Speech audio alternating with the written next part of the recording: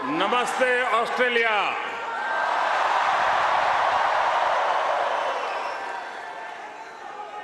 Australia के प्रधानमंत्री और मेरे प्रिय मित्र हिज एक्सेलेंसी अल्बनीज़ी, ऑस्ट्रेलिया के पूर्व प्रधानमंत्री हिज एक्सेलेंसी स्कॉट मॉरिसन,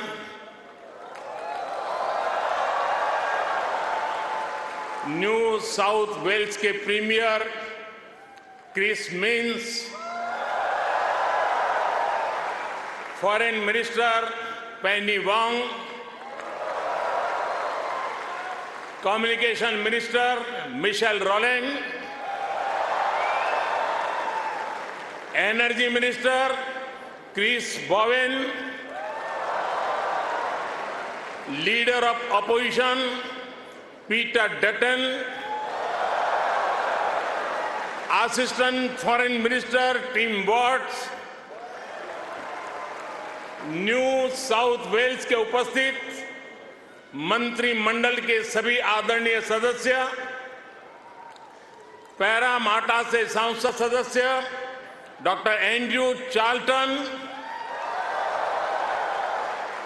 यहां उपस्थित ऑस्ट्रेलिया के सभी सांसद सदस्य, मेयर, डिप्टी मेयर, काउंसिलर्स और ऑस्ट्रेलिया में रह रहे प्रवासी भारतीय जो आज इतनी विशाल संख्या में उपस्थित हुए हैं, आप सबको मेरा नमस्कार।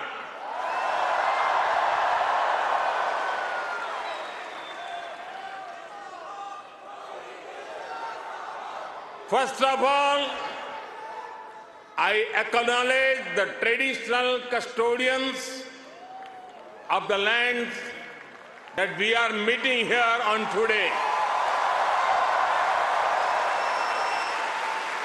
I pay my respect to their elders, past, present, and emerging. I also celebrate all First Nations people who may be with us today. Friends, मैं जब 2014 में आया था तो आपसे एक वादा किया था। वादा ये था कि आपको फिर भारत के किसी प्रधानमंत्री का 28 साल तक इंतजार नहीं करना पड़ेगा।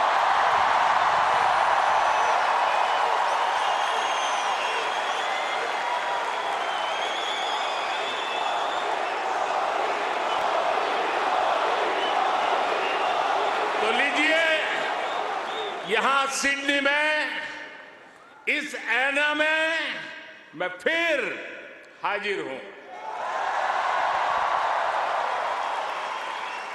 और मैं अकेला नहीं आया हूं। प्रधानमंत्री अल्बनीज़ी भी मेरे साथ आए हैं। मिस्टर प्राइम मिनिस्टर, अपने बहुत व्यस्त कार्यक्रम में से हम सभी के लिए आपने समय निकाला है। ये हम भारतीयों के प्रति आपके स्नेह को दर्शाता है। आपने जो अभी कहा वो दिखाता है कि ऑस्ट्रेलिया के मन में भारत के प्रति कितना प्रेम है। इसी वर्ष मुझे प्रधानमंत्री जी का भारत की धरती पर अहमदाबाद में स्वागत करने का अवसर मिला था।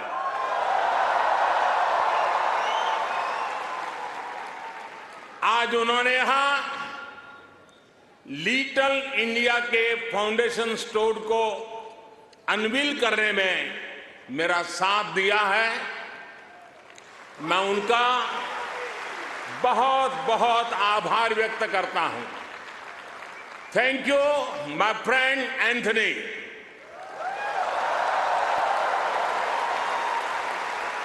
ये लिटिल इंडिया ऑस्ट्रेलिया के विकास में भारतीय समुदाय के योगदान का भी एक रिकॉग्निशन है। मैं न्यू साउथ वेल्स के प्रीमियर, पैरामाटा शहर के मेयर, डिप्टी मेयर और काउंसिलर्स को इस विशेष सम्मान के लिए धन्यवाद देना चाहता हूं। साथियों, मुझे खुशी है कि न्यू साउथ वेल्स में प्रवासी भारतीय समुदाय से कई लोग सार्वजनिक जीवन में सक्रिय भागीदारी कर रहे हैं, अपनी पहचान बना रहे हैं। वर्तमान न्यू साउथ वेल्स की सरकार में डिप्टी प्रीमियर, प्रूकार, ट्रेजरर डेनियल मुखी बड़ा कंट्रीब्यूशन कर रहे हैं। और कल ही भाई समीर पांडे पैरामाटा के लॉर्ड मेयर चुने गए हैं। मैं सबका अभिनंदन करता हूं, बहुत बहुत बधाई देता हूं। साथियों, आज जब पैरामाटा में यह सब हो रहा है, तभी ये जानकारी भी आई है कि पश्चिमी ऑस्ट्रेलिया के पर्थ शहर में भारतीय सैनिक नयन सिंह सैलानी के नाम पर सैलानी एवेन्यू बनाया गया है। उन्होंने पहले विश्व युद्ध में ऑस्ट्रेलिया की फौज के लिए लड़ते हुए वीर गति प्राप्त की थी। इस सम्मान के लिए मैं पश्चिमी ऑस्ट्रेलिया के नेतृत्व का आदरपूर्वक अभिनंदन करता हूं। साथियों, एक समय था जब कहा जाता था कि भारत ऑस्ट्रेलिया के संबंधों को 3C डिफाइन करते हैं। ऐसा पहले कहा जाता था। ये कौन से 3C हैं? कॉमनवेल्थ, क्रिकेट और करी।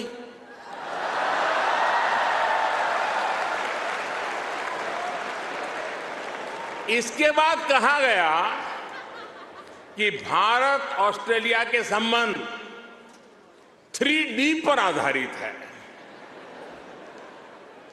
डेमोक्रेसी, डायस्पोरा और दोस्ती। कुछ लोगों ने यह भी कहा कि भारत ऑस्ट्रेलिया के संबंध 3E पर आधारित है। एनर्जी, इकोनॉमी और एजुकेशन। यानी कभी C, कभी D, कभी E। अलग अलग कालखंड में ये बात संभवतः सही भी रही है, लेकिन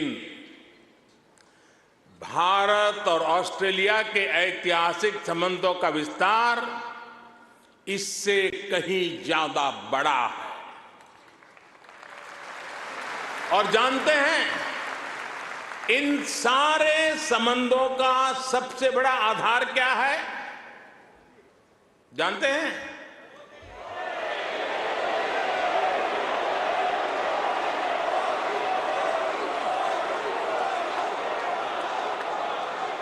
जी नहीं,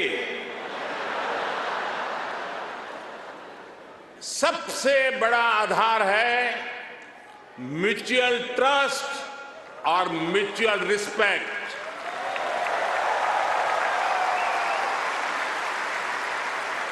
ये म्यूचुअल ट्रस्ट और म्यूचुअल रिस्पेक्ट सिर्फ भारत ऑस्ट्रेलिया के डिप्लोमेटिक रिश्तों से विकसित नहीं हुआ है। इसकी असली वजह है, इसकी असली ताकत है आप ऑस्ट्रेलिया में रहने वाले हर एक भारतीय। आप उसकी असली ताकत है। इसकी असली वजह है ऑस्ट्रेलिया के 2.5 करोड़ से ज्यादा सिटीजन्स। साथियों, हमारे बीच भौगोलिक दूरी जरूर है, लेकिन हिंद महासागर हमें आपस में जोड़ता है। हमारी जीवन शैलियां भले अलग अलग हो, लेकिन अब योगा ये भी हमें जोड़ता है। क्रिकेट से तो हम ना जाने कब से जुड़े हुए हैं,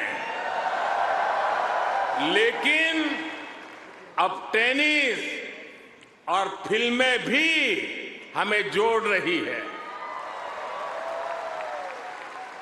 हमारे यहां खाना बनाने का तरीका भले अलग अलग है, लेकिन अब मास्टर शेफ हमें जोड़ता है।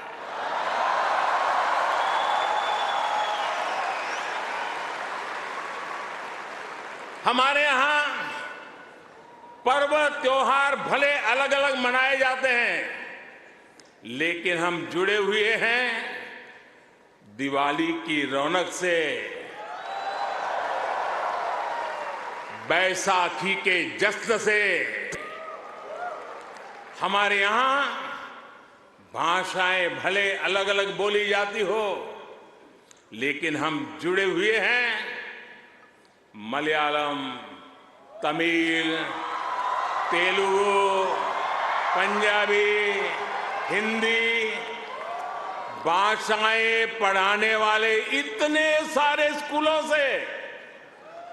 साथियों, ऑस्ट्रेलिया के लोग, यहां के निवासी इतने विशाल हृदय के हैं, दिल के इतने अच्छे और सच्चे हैं कि भारत की इस विविधता को खुले दिल से स्वीकारते हैं।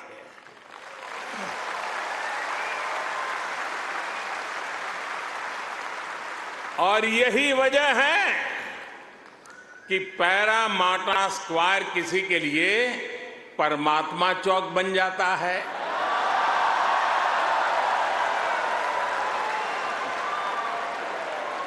विक्रम स्ट्रीट भी विक्रम स्ट्रीट के रूप में मशहूर हो जाती है, और हैरिस पार्क कई लोगों के लिए हरीश पार्क हो जाता है।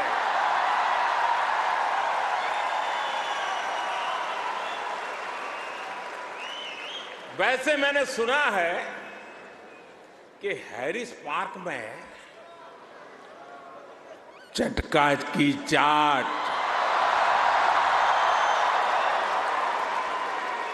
जयपुर स्वीट्स की जलेबी, उसका तो कोई जवाब ही नहीं है। मेरी आप सबसे रिक्वेस्ट है, आप लोग कभी मेरे मित्र पीएम एल्बेनीज़ी को भी वहां जरूर ले जाइएगा। और साथियों, जब खाने की बात चली है और चाट की बात चली है, तो लखनऊ का नाम आना भी स्वाभाविक ही है। मैंने सुना है सिडनी के पास लखनऊ नाम की जगह भी है, लेकिन मुझे पता नहीं वहां भी चाट मिलती है क्या। अच्छा, यहां भी तो शायद दिल्ली के पास वाले लखनऊ के लोग होंगे ही होंगे, है क्या? वाह, वाकई Delhi street, Bombay street, Kashmir Avenue, Malabar Avenue जैसी कितनी ही सड़कें यहां ऑस्ट्रेलिया में आपको भारत से जोड़े रखती है। मुझे बताया गया कि अब तो ग्रेटर सिडनी में इंडिया परेड भी शुरू होने जा रही है। मुझे जानकर भी बहुत अच्छा लगा कि यहां आप सबने आजादी का अमृत महोत्सव भी बहुत धूमधाम से मनाया है। यहां की कई सारी सिटी काउंसिल्स में बहुत सारे कार्यक्रम किए गए हैं। सिडनी ओपेरा हाउस जब तिरंगे की रोशनी से सराबोर हुआ तो यहां हर भारतीय का दिल खुश हो गया। हिंदुस्तान में भी जय जयकार हो रहा था। और इसके लिए मैं न्यू साउथ वेल्स गवर्नमेंट का विशेष तौर पर आभार व्यक्त करता हूं। साथियों, हमारे क्रिकेट के रिश्तों को भी 75 वर्ष पूरे हो गए हैं। क्रिकेट की फील्ड पर मुकाबला जितना रोचक होता है, उतनी ही गहरी ऑफ द फील्ड हमारी दोस्ती है। इस बार तो ऑस्ट्रेलिया की अनेक विमेन क्रिकेट प्लेयर भी पहली बार भारत में आईपीएल खेलने आई थी।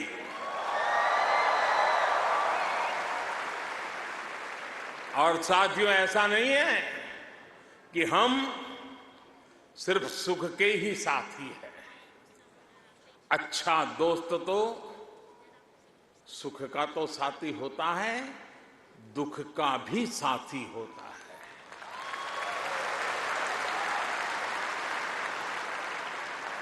पिछले साल जब महान शेन वॉर्न का निधन हुआ तो ऑस्ट्रेलिया के साथ कोटि कोटि भारतीयों ने भी शोक मनाया।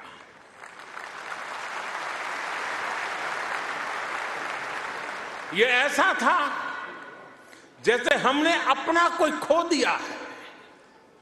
साथियों, आप सभी यहां ऑस्ट्रेलिया में हैं, यहां के विकास को देख रहे हैं। आप सभी का एक सपना रहा है कि हमारा भारत भी विकसित राष्ट्र बने।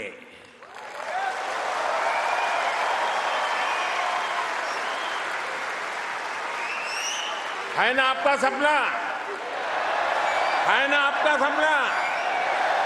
है ना आपका सपना?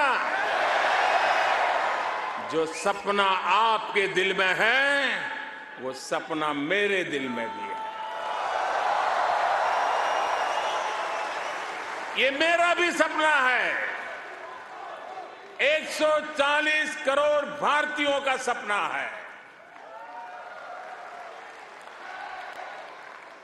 साथियों, भारत के पास सामर्थ्य की कमी नहीं है। भारत के पास संसाधनों की कमी भी नहीं है। आज दुनिया की सबसे बड़ी और सबसे युवा टैलेंट फैक्ट्री जिस देश में है, वो है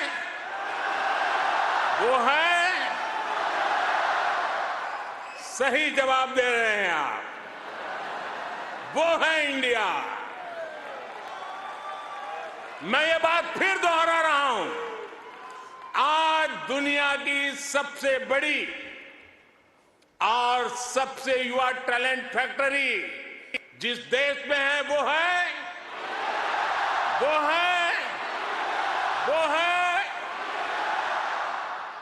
और अब मैं आपके सामने ऐसे ही कुछ फैक्ट रखूंगा और आपसे सही उत्तर जानना चाहूंगा। ठीक है? रेडी?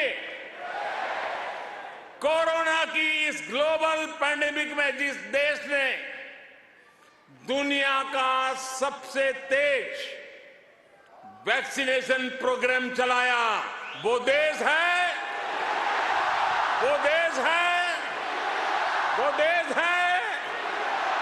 आज जो देश दुनिया की फास्टेस्ट ग्रोइंग लार्ज इकोनॉमी है वो है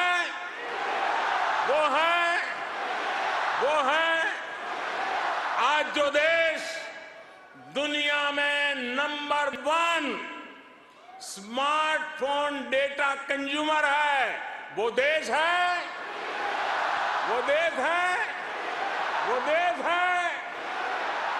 आज जो देश फिनटेक एडॉप्शन रेट में नंबर 1 है वो देश है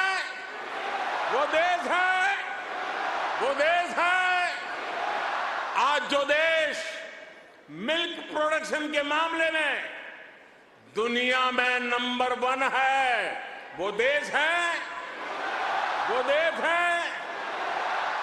आज जो देश इंटरनेट यूजर्स की संख्या में दुनिया में नंबर 2 पर है वो है आज जो देश दुनिया का सेकंड लार्जेस्ट मोबाइल मैन्युफैक्चरर है वो देश है आज जो देश rice, wheat, sugarcane production के मामले में दुनिया में नंबर 2 पर है वो है आज जो देश फ्रूट और वेजिटेबल प्रोडक्शन में दुनिया में नंबर 2 पर है वो है आज जिस देश में दुनिया का तीसरा सबसे बड़ा स्टार्टअप इकोसिस्टम है वो है दुनिया का तीसरा सबसे बड़ा ऑटोमोबाइल मार्केट जिस देश में है वो देश है दुनिया का तीसरा सबसे बड़ा सिविल एविएशन मार्केट जिस देश में है वो देश है और अब जो देश अगले 25 साल में विकसित होने के लक्ष्य के साथ आगे बढ़ रहा है वो देश है साथियों, आज आईएमएफ भारत को ग्लोबल इकोनॉमी का ब्राइट स्पॉट मानता है। वर्ल्ड बैंक का विश्वास है कि ग्लोबल हेडविंड्स को अगर कोई चुनौती दे रहा है तो वो भारत है। आज दुनिया के कई देशों में बैंकिंग सिस्टम पर संकट है, लेकिन दूसरी तरफ भारत के बैंकों की मजबूती की आज चारों तरफ प्रशंसा हो रही है। दुनिया में 100 साल में आए सबसे बड़े संकट के बीच भारत ने बीते वर्ष रिकॉर्ड एक्सपोर्ट किया है। आज हमारा फॉरेक्स रिजर्व नई बुलंदियां छू रहा है। फ्रेंड्स, भारत ग्लोबल गुड के लिए कैसे काम कर रहा है, इसका उदाहरण हमारा डिजिटल स्टैक है। आप सभी भारत के फिनटेक रिवॉल्यूशन से भली भांति परिचित है। आपको याद होगा, जब मैं 2014 में यहां आया था, तब मैंने आपसे एक सपना साझा किया था। मेरा वो सपना था कि भारत में गरीब से गरीब का अपना बैंक खाता हो।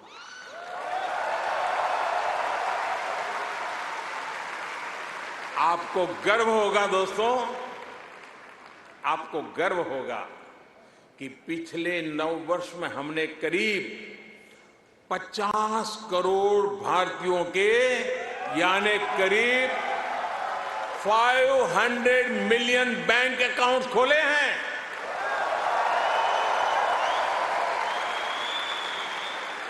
और सिर्फ बैंक अकाउंट खोलना ही हमारी सफलता, हम वहां अटकते नहीं है। इसने भारत में पब्लिक सर्विस डिलीवरी के पूरे इकोसिस्टम को ट्रांसफॉर्म कर दिया। हमने Jan Dhan bank account, mobile phone और आधार आईडी की एक जैम ट्रिनिटी, JAM ट्रिनिटी बनाई है। आप सोचिए, इसे एक क्लिक पर करोड़ों करोड़ों देशवासियों तक डायरेक्ट बेनिफिट ट्रांसफर, DBT संभव हुआ है। और आपको और खुशी होगी, बीते 9 वर्षों में, यह आंकड़ा भी आपको बहुत आनंद देगा, बीते 9 वर्षों में 28 लाख करोड़ रुपए, यानी 500 बिलियन ऑस्ट्रेलियन डॉलर से भी ज्यादा सीधे जरूरतमंदों के बैंक अकाउंट में भेजे गए हैं।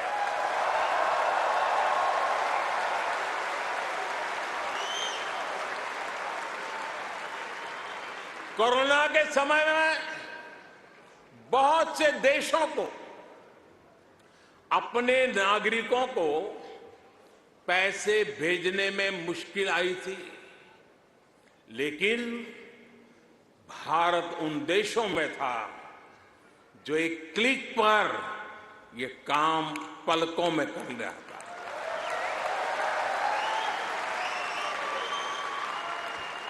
यूनिवर्सल पब्लिक इंटरफेस यानी यूपीआई ने भारत में फाइनेंशियल इंक्लूजन को नई ऊंचाई पर पहुंचा दिया है।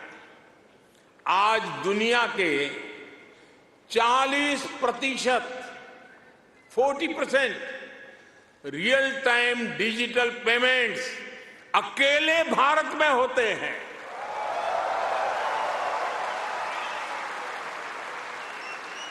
आप अभी भारत आए होंगे तो देखा होगा, आज फल, सब्जी या पानी पूरी के ठेले हो या फिर चाय की दुकान, सब जगह डिजिटल ट्रांजैक्शन हो रहा है। साथियों, भारत का ये डिजिटल रिवॉल्यूशन सिर्फ फिनटेक तक सीमित नहीं है। भारत आधुनिक व्यवस्थाएं बना रहा है, लोगों की ईज ऑफ लिविंग बढ़ा रहा है। इसका एक उदाहरण भारत का डिजी लॉकर है।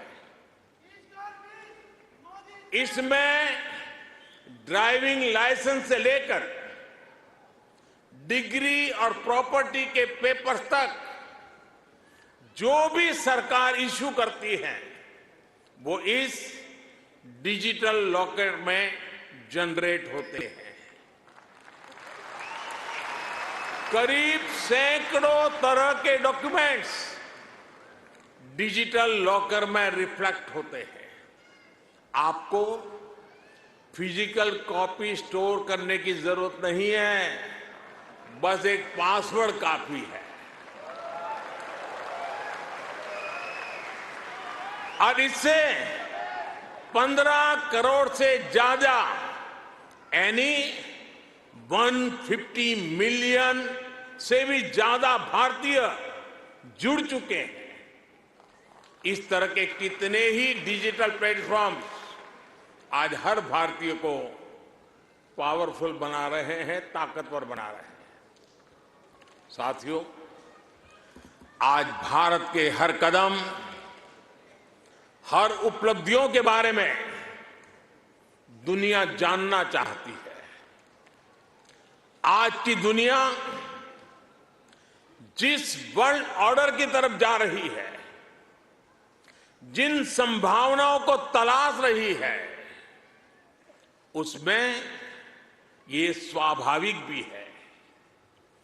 भारत हजारों वर्षों की जीवंत सभ्यता है। भारत मदर ऑफ डेमोक्रेसी है।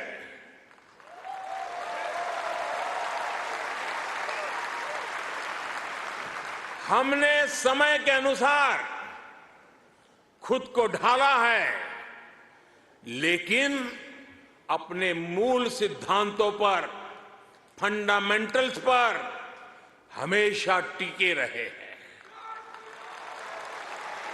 हम राष्ट्र को भी एक परिवार के रूप में देखते हैं और विश्व को भी एक परिवार मानते हैं। वसुधैव कुटुंबकम। और इसलिए जब भारत अपनी G20 प्रेसिडेंसी की थीम तय करता है तो कहता है अपने आदर्शों को जीने का उसका स्वभाव देखिए। G20 प्रेसिडेंसी में भारत कहता है one earth, one family, one future.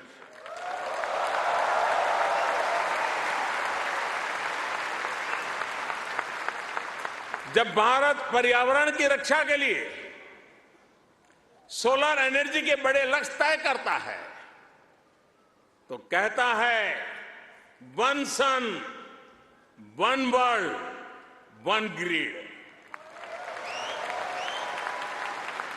जब भारत वैश्विक समुदाय के स्वस्थ रहने की कामना करता है तो कहता है one earth, one health. Bharat वो देश है जिसने कोरोना के संकट में दुनिया के 150 से ज्यादा देशों को उस संकट की घड़ी में दवाइयां भेजी। भारत वो देश है जिसने 100 से अधिक देशों को मुफ्त वैक्सीन भेजकर करोड़ों करोड़ों लोगों का जीवन बचाया। कोरोना के समय में आपने भी यहां जिस सेवा भावना से काम किया वही हमारी संस्कृति की विशेषता है।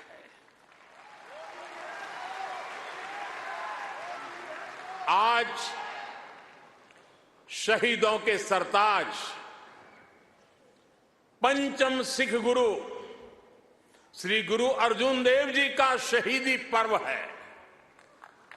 हमें गुरु जी के जीवन से सभी की सेवा करने शिक्षा मिलती है।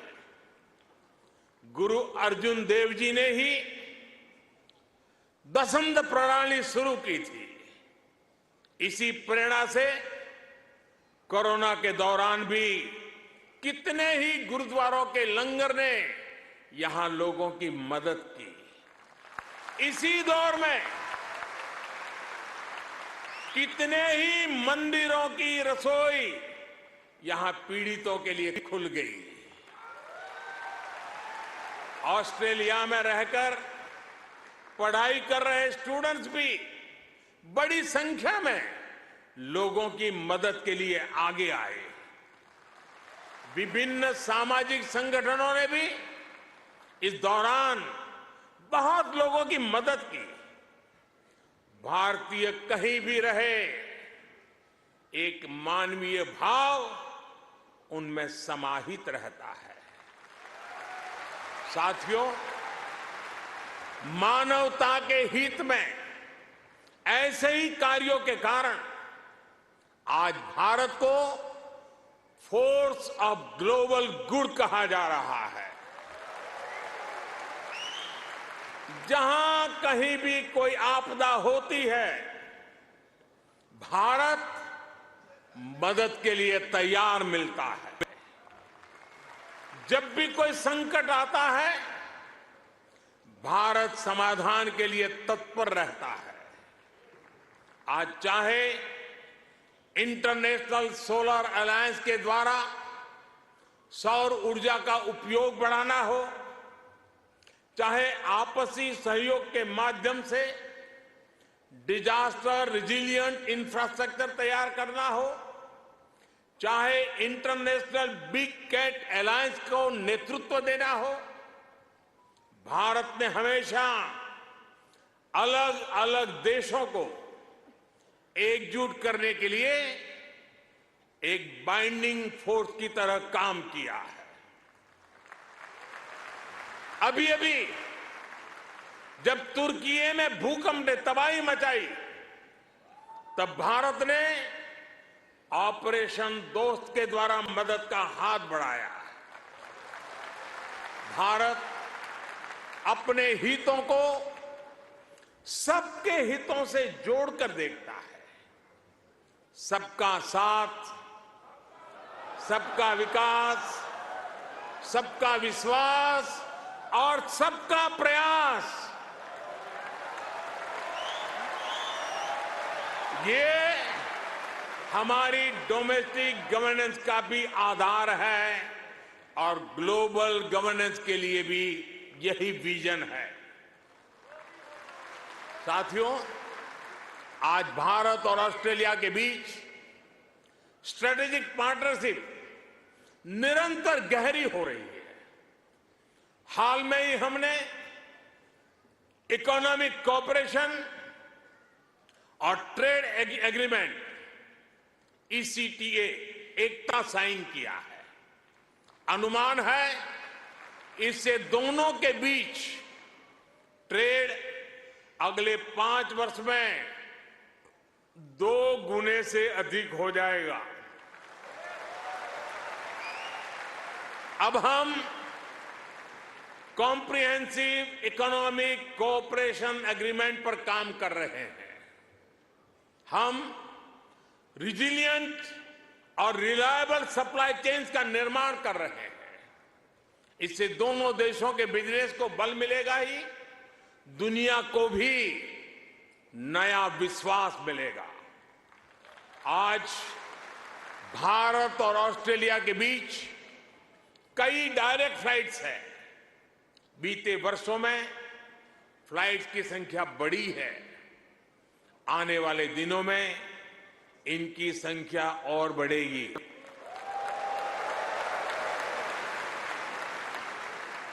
एक दूसरे की डिग्रियों को मान्यता देने को लेकर भी दोनों देश आगे बढ़े हैं और इससे हमारे स्टूडेंट्स को बहुत लाभ होगा। Migration and mobility partnership agreement पर भी सहमति बनी है। इससे हमारे स्किल्ड प्रोफेशनल्स के लिए ऑस्ट्रेलिया आना और यहां काम करना आसान होगा। और साथियों, आज जब मैं आपके बीच आया हूं तो एक घोषणा भी करने जा रहा हूं।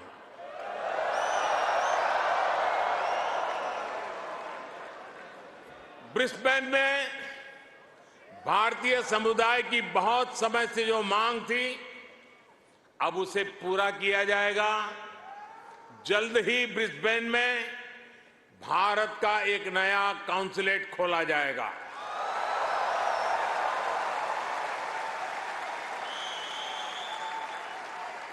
फ्रेंड्स, भारत और ऑस्ट्रेलिया की गहरी होती पार्टनरशिप मां भारती में आस्था रखने वाले प्रत्येक व्यक्ति को सशक्त करेगी।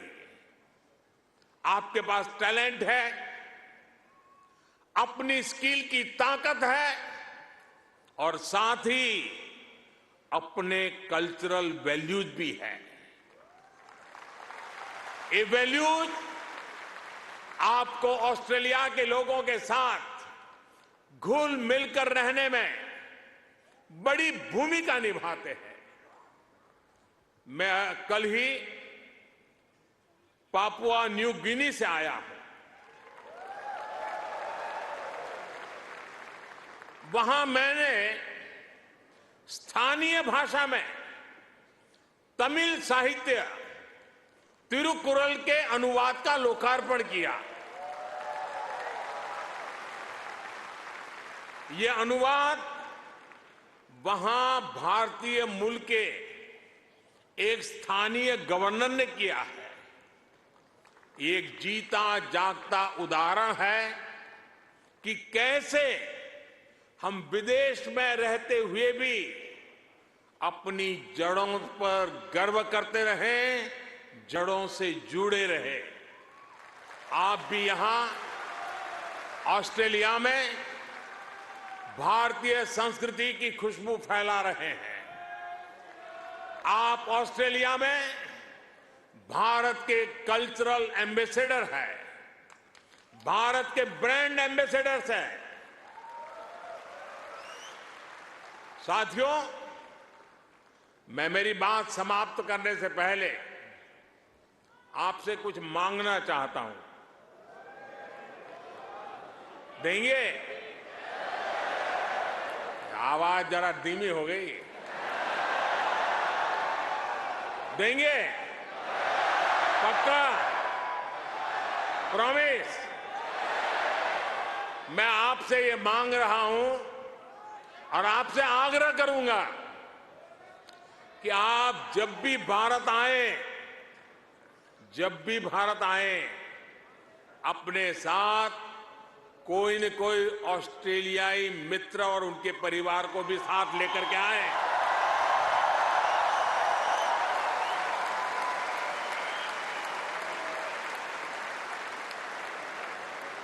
इससे उन्हें भारत को समझने का, जानने का और ज्यादा बेहतर मौका मिलेगा। आप इतनी बड़ी तादाद में आए, लंबे अरसे के बाद आपको मिलने का मौका मिला। आप सब बहुत स्वस्थ रहिए, खुश रहिए, आनंद से रहिए। एक बार फिर से आप सभी का बहुत बहुत धन्यवाद। मेरे साथ बोलिए, भारत माता की, भारत माता की, भारत माता की, भारत माता की। बहुत बहुत धन्यवाद।